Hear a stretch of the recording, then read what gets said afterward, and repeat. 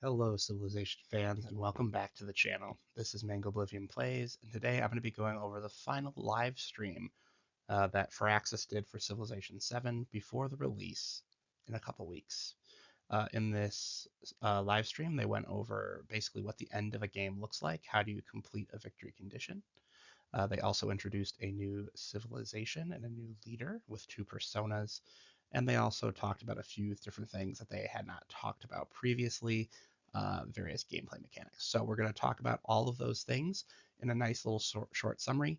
If you want to see it in more detail, the live stream is about 2 hours long. You can find it on Firaxis' YouTube channel. And if you're a little confused by anything they say there, they have a very lengthy written description of a lot of the things they talked about on their website in their game guides and their game developer notes that they've been posting on the website. So if you are interested in more of a deep dive, that's all there. Otherwise, this is going to be a quick summary of the live stream and what they talked about. Also, various game players on YouTube do have the game already, and you can see live game footage from them. So if you want to just search up Civilization VII gameplay footage, that should be available. Various streamers and game players have that already. Influencers, that was the word I was looking for.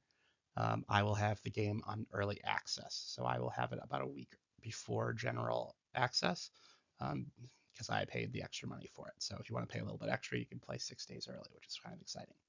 Let's move on. Anyway, first things first, they talked about multiplayer in this stream. Multiplayer is set up very similarly to Civ 5 or Civ 6. There is a game launch screen. You have lots of different options. You can start in any era you want. So you can start in antiquity, you can start in exploration, you can start in modern. You can set the disaster or slash the environment frequency of different things.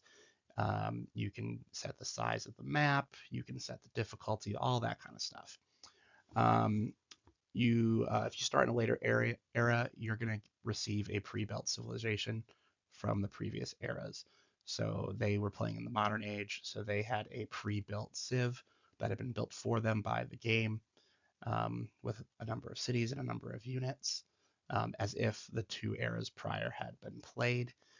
They even had previous civs legacy cards that they could utilize in their game, which is really cool. There were 5 game speeds they talked about. There is online, which is the fastest, quick, standard, epic, and marathon. And then also in multiplayer games, you can turn off the crisis system. They did say that in multiplayer games, there's going to be so much stuff going on, you probably won't even need to have those crises in there. There will be enough bad stuff happening without it. You can obviously keep them on if you want to keep the game authentic, but you don't have to. They also introduced a new leader, and by doing so, a new civilization.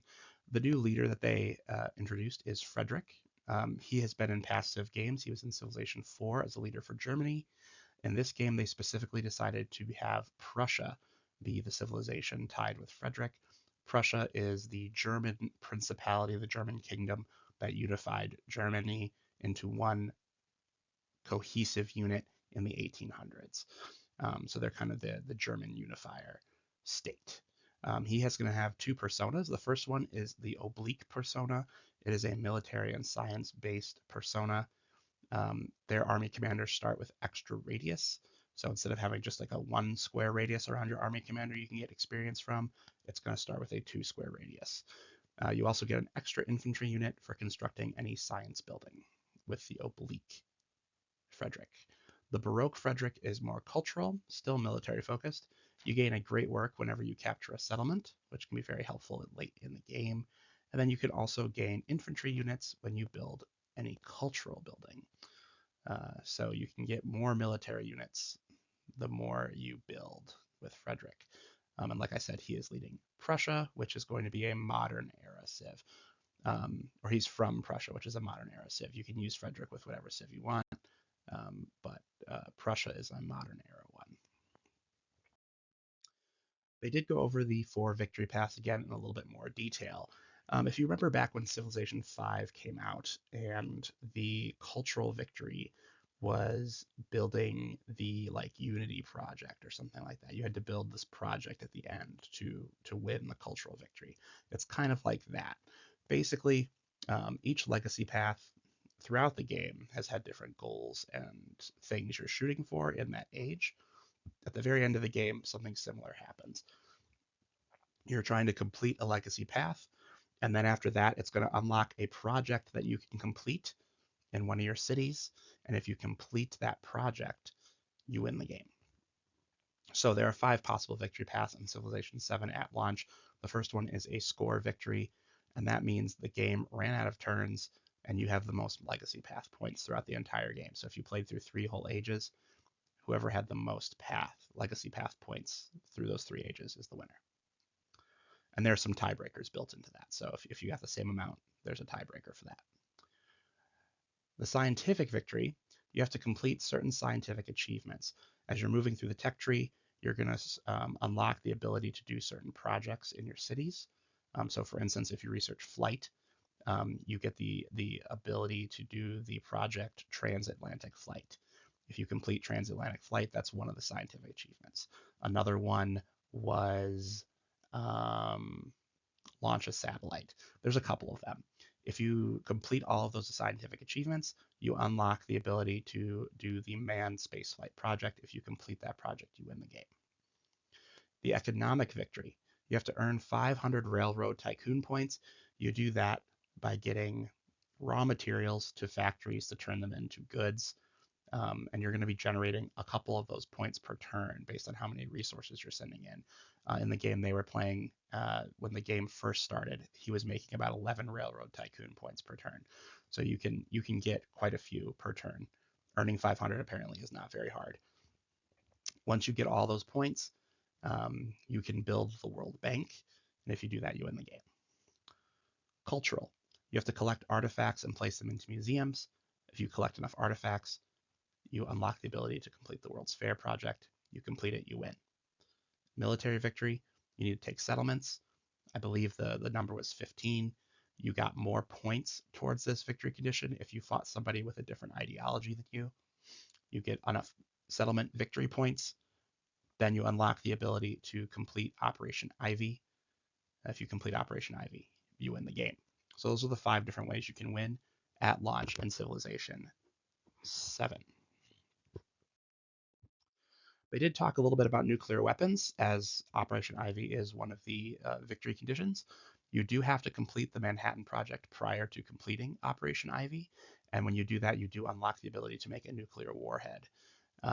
Nuclear bombs must be built in cities, and I'm sure they have a very high maintenance cost, just like they have in past games, but they must be delivered by a bomber. So in other games, you've been able to put them on missiles, or you've just been able to like utilize them. This one has to be attached to a bomber, and that bomber has to then deliver the payload. That bomber can be attacked in the air while it's trying to deliver the payload. So if your enemy has fighters in the area, those fighters could shoot down your bomber before you get to drop your bomb. So a little bit more um, iffy, right? If you get to pull that off. So that's how nuclear weapons are going to work in this game. They are included. I know that they said they were going to kind of stop around World War II. World War II is when the first nuclear weapons were used, so that makes sense. The big thing that they did notice is, or did say, is that there's going to be post-release content drops almost immediately after the game is launched. So here's a timeline they kind of showed on the stream. 2/6, February 6th is when early access starts. So if you paid the extra money to have the upgraded versions of the game, you have early access. You can start on the 6th. If you did not pay for the early access, you can start playing on the 11th. In early March, the first content drop is going to come. They're going to add a new leader, Ada Lovelace, and 2 new civs, Carthage and Great Britain. There will also be 4 natural wonders added to the game. Those things are paid. You have to have one of the upgraded versions of the game to play these right away. You can purchase them in the store. Everybody is going to get the natural wonder battle, which I assume is some sort of situation mode. And then also the Bermuda Triangle natural wonder will be added to the game. That's for everybody. In late March, More people will be added. Simon Bolivar will be added as a leader, and then Bulgaria and Nepal will be added as civilizations. Those are paid. The Marvelous Mountains game mode will be added, and so will Mount Everest, the natural wonder. From April through September, they're going to be adding 2 new leaders, 4 new civs, and 4 new world wonders. That is all going to be paid. You're going to need to pay for that. And then in October, more to come. So they haven't announced anything past October of this year, but they've been kind of saying throughout this whole thing, they are planning on continuously updating and pushing out data and civs and all sorts of stuff for this game. We're going to get a lot of new stuff before we even get like a real upgrade to the game.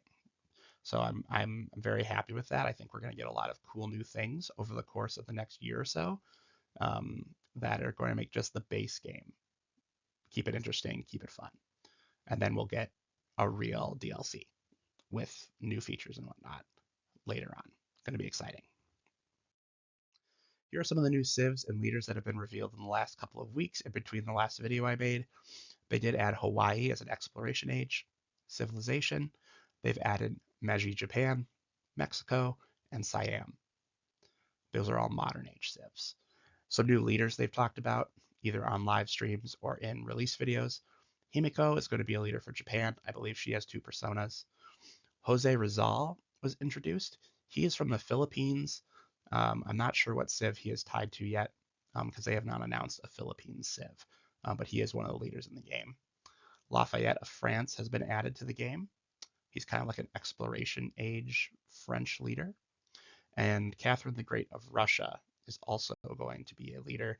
Russia is a modern civilization, so she pairs really well with them, but I'm sure she pairs well with other civs earlier on in the game. Finally, the one little thing that they did talk about at the very beginning of the stream is that every player is going to be able to create a multiplayer profile banner. Think like a Call of Duty profile chip with like a banner and then like a title and maybe a picture on it. That's basically what you're going to be able to do. You're going to be able to unlock the banners, the images, and all the stuff that you can use on these profile banners through gameplay. So as you're playing, you're going to basically unlock achievements, and the prizes for those achievements are things you can use on these banners. So if you're playing in multiplayer, you'll be able to kind of show off some of the cool stuff you've done in the game. And they plan on adding more and more to that as the game goes on as well. Sort of like a new multiplayer leveling system. So that's all the information that was really in that live stream. There's lots of gameplay. They had 2 people actually battling each other on the live stream. You can go and watch that, how that played out. Otherwise, early access begins February 6th. The global launch of the game does start February 11th on PC and console. I hope you are as psyched about Civ 7 as I am. Can't wait to start playing. You'll probably see a video about Civilization VII on the 6th. When it comes out, I'm going to be playing it. So if you don't have the game yet, or you're waiting for it, you're waiting for like a holiday or a birthday or something to get it, you'll be able to see a little bit of gameplay from me starting on the 6th of February. Thanks again so much for watching. This has been Mangoblivium Plays, and we'll be playing some more Civilization very soon. Adios.